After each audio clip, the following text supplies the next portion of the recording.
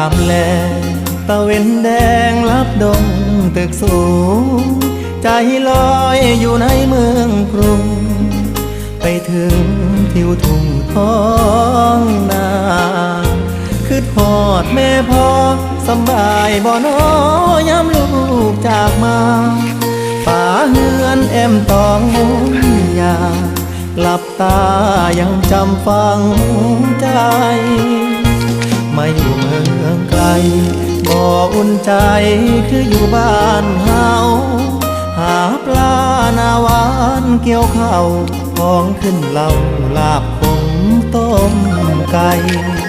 หนาวหมอกจางจางไอดินกินฟางยังค้างในใจหอมเอ่ยหอมกลิ่นเข้ามาน้ำตาสิไหลย้ำคือทอ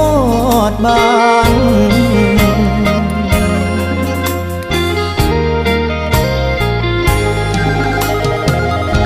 คือทอดเงินสารป่านนี้เป็นจังใดน้อง